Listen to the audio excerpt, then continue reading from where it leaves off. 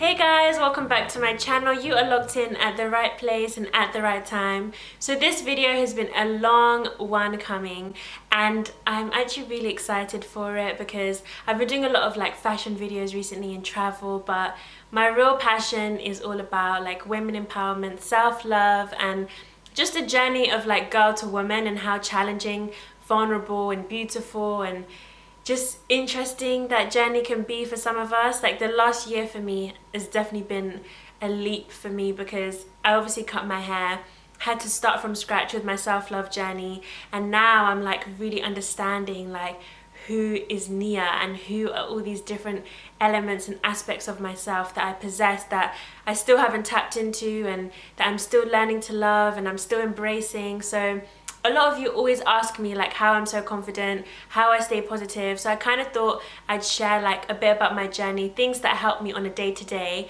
and just like a summary of different things. I found that everyone's self-love journey is so different, and self-love is not a destination, it is a journey. And I repeat that every day because we put so much pressure on ourselves that we have to be like us here by this time, and if we're not, we feel bad, or if we don't heal something as quick as we wanted to, we feel like we haven't progressed. And I just really want to emphasize that this whole journey is yours and yours only, and you should not compare it to anyone else. So even though I am sharing my journey, I'm going to be as real and honest with you guys as I possibly can, just to show that even though like I always look positive and happy, I do have my moments and I found my own way of dealing with them. So my self-love journey began around about 15, 16, where I had really bad acne and I really had to like learn that my beauty didn't come from my skin, and that took such a long time for me to grasp the aspect of, which I still do. Like when I have acne breakouts, I feel kind of vulnerable and just a bit like self-conscious about it. So I still have that connection to my skin that I used to when I was a teen, but it's obviously not as bad now because I was able to heal my skin and book campaigns where I'm not like photoshopped, and now I completely don't photoshop, so I feel free in that essence, but I still have my days. And around the ages of 18 to 20, they were really big for me to understand like self-love in terms of relationships and dynamics between people. So I've been in like some really terrible relationships in my time, and I'm only 21, but the relationships I've been in have been ones that like a grown woman would go through, and I feel like they taught me so much about myself and taught me like an abundance of lessons that maybe I would have learned in the future, but learning them at so young helped me so much to develop into the woman that I am today. So there was one relationship that I was in particular when I was 18. It was long distance and it was really, really unhealthy. Like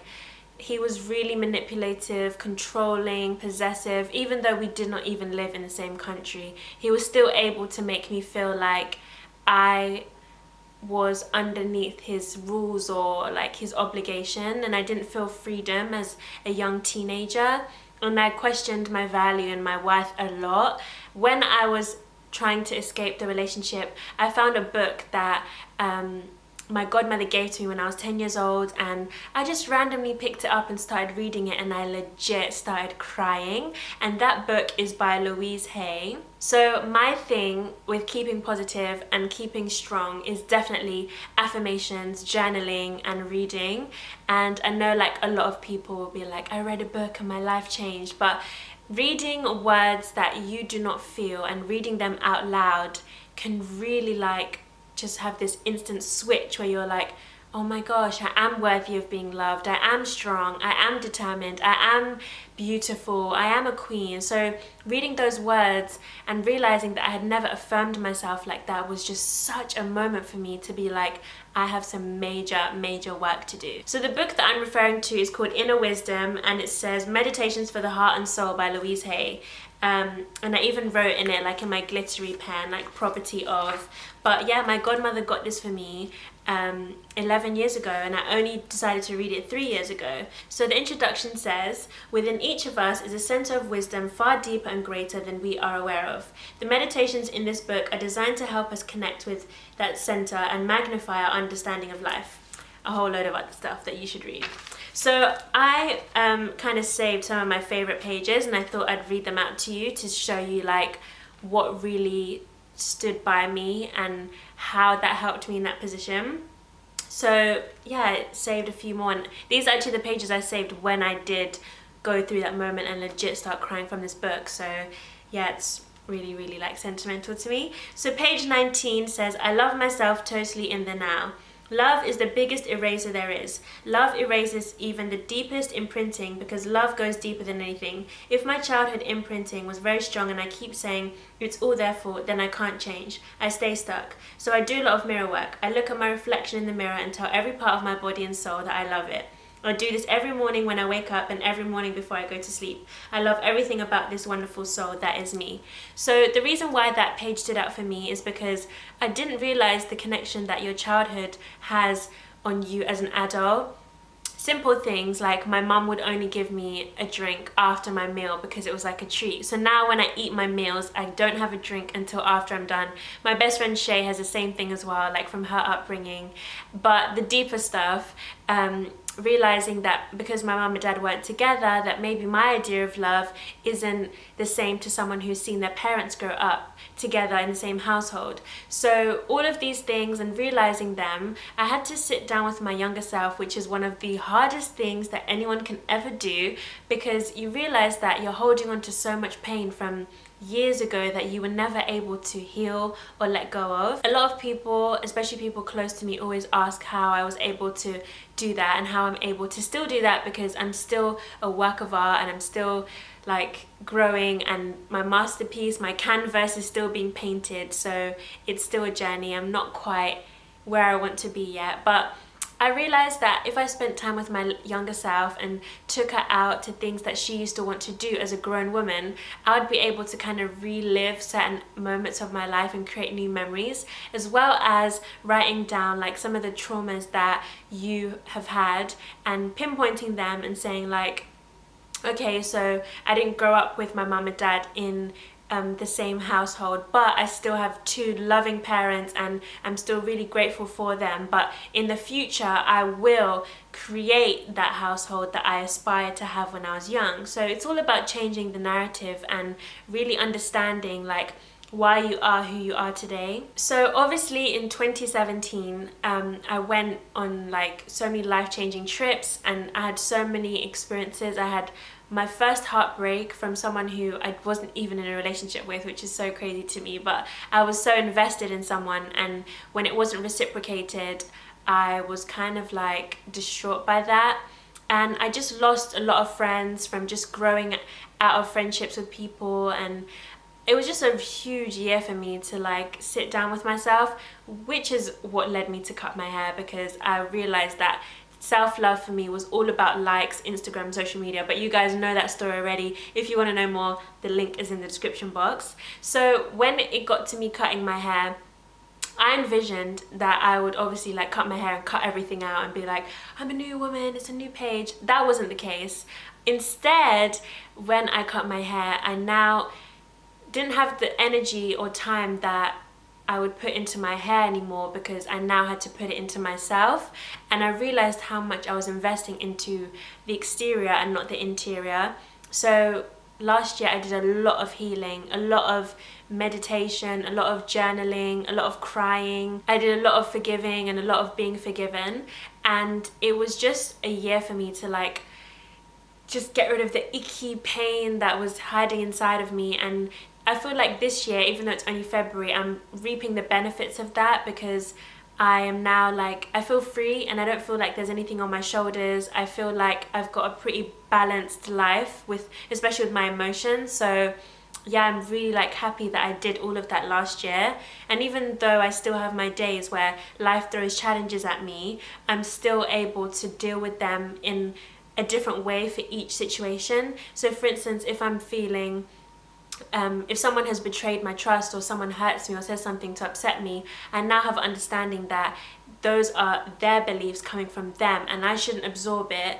So being on social media, for instance, if someone was to criticize me, I used to be really sensitive about it and take it to heart, but now I understand that I don't know them, they don't know me. So for someone else's opinion to have so much power and value over me means I've put my power within them. So I've now reclaimed my power and I now own it. And if someone has something to say about me, I know I'm beautiful, I know I'm hardworking and I'm deserving of all these opportunities. So once I know that and someone else tries to tell me anything else, I'm not really going to entertain it. I also have a theory that when I use my phone, I try not to use it like in my bedroom or like certain sentimental spaces in my home, because I find if I'm absorbing people's words in my home, I'm now inviting them into my safe space. You wouldn't let someone come into your home and tell you bad things about yourself, so why would you do that on social media? It's all about protecting yourself and your space. So staying positive for me is all about protecting my space, and that means even in my own home, like barely anyone comes here because I like to make sure it's only the people who I love and who love me. Or like when I use social media, I tend not to like indulge in it too much or go to pages where they're being mean about people and gossiping. Like I really try to engage in positivity, because what you surround yourself with is what you become. So I want to be the best version of myself, so I'm going to listen to Louise Hay all day and have like empowering conversations with the women and men around me. I'm not going to engage in things that will bring me down or people who will bring me down. So another thing that I do as a way of self-love that has really helped me like so much is journaling. So this is my journal and I write to my younger self every day. So you can see like we're 1/4 of the way and there's just so many different pages. I have like plane tickets that I have in here. I have Polaroid pictures, like everywhere I go, I have Polaroid pictures taken and then I print them and I put them in here. I have tickets from when I went to different things like the Burj Khalifa in Dubai or like the cinema, I don't know, like random things. So this for me is really, really like sentimental to me, because I love being able to like have a really busy day and then sit down with myself and say, hey beautiful, like today I did this, it made me feel like this, I was really upset when someone did this, and I mean from next week I'm manifesting I'm able to do this. And it's a way for me to be able to speak to my younger self without judgment. I find that sometimes if you speak too much to like the people around you, they have their own problems, and so letting it all out and ranting about the smallest things, I don't want to put that energy on them. So I find that writing it down, no one's going to judge me, no one's going to be like, okay sis, I have to go now. No one's just going to like just tell me things that I don't want to hear. So it's my way of like just being free and open. So I definitely recommend journaling to you guys. Write to your younger self, your older self, your current self. Just tell yourself like what's going on with you, and you will find that it's such a good release. There's no point of keeping energy and anger within you, because you'll then end up carrying it with you everywhere you go and everyone will feel it. So it's better to release it and find your release, whether that's yoga or meditation, going for walks, going to the gym, cooking, cleaning. I have an abundance of different ways of releasing my stress. Cleaning is top for me, especially being a Gemini. I find that if everything's messy around me, everything becomes messy in my head. So I have to clean my physical space to allow myself to sit down and clear what's going on the inside. And we just do a little throw check to make sure we are still in shape. So another thing that is really, really important for me is to follow accounts that empower me and inspire me. I find that because of how much I consume social media, because it obviously is my job, if I see posts that make me feel like I'm not good enough, or that I need to like have the latest this or have a certain type of body, that's only gonna like bring me down. And over consuming that, gradually you'll begin to really feel like you aren't good enough. So I find that I sometimes do cleanses where I just like unfollow people who just like don't give me positive energy or who just don't inspire me. So it's really, really important to make sure that you like cleanse your social media and yeah, just have a free-flowing space where you can see things that make you laugh, that make you smile, that empower you, inspire you, educate you, and so on. So it's really important to do that. So make sure you guys just have a nice cleanse, just so that you're consuming positivity into your life. It's easier said than done, but one of the most uncomfortable things is definitely setting the standard for like how you love yourself, because I found that especially with like relationships or friendships, if I don't set the standard for myself, then people can feel like they can walk all over me because I haven't set the rules with myself in a way. And that doesn't mean when you meet someone you're like, okay, you can't do this, you can't do that. But for instance, I mentioned this on one of my like vlogs, I buy myself flowers every week. By setting that standard for myself, I'm setting the standard that the love I receive makes me feel as good as it does when I buy myself flowers. And because I already do that for myself, if someone else does it for me, it's just another blessing. But you have to be able to give yourself love before receiving it from anyone else, because if you don't know how to give it to yourself, you will not know how to receive it from anyone else. And it's also really important to set those boundaries for yourself. Like if you want to be healthier, then you can control your mind and your habits. Like don't indulge in unhealthy food, go to the gym, make that effort. You only have one body and you should look after it and look after yourself. And that's just the energy of 2019 and life in general. Like look after you before trying to look after anyone else.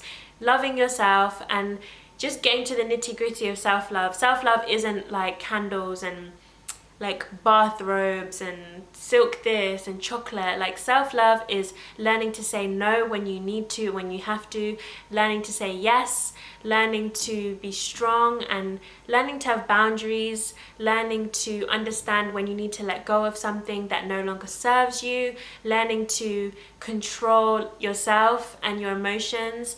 Self-love is like, it's a lot and it doesn't happen overnight. I still have a long way to go, but once you acknowledge that and acknowledge that you love yourself and that you are an amazing soul that has so much ahead of you, it just becomes a beautiful journey. And I wish you guys all the best with it. And if you have any like questions or comments, I'll be there with my laptop and my tea, just typing away to you guys. But yeah, this was just like an abundance of different things that you guys have asked me, and I thought that I'd share it just because I want to be more than just like hair and fashion and travel. Like I really want to help you guys on your journey just as much as I help myself, so we can grow together and all just be like boss ladies and kings and yeah, just shine your light. And it was lovely making this video for you guys, and I'll see you very, very soon. Bye guys.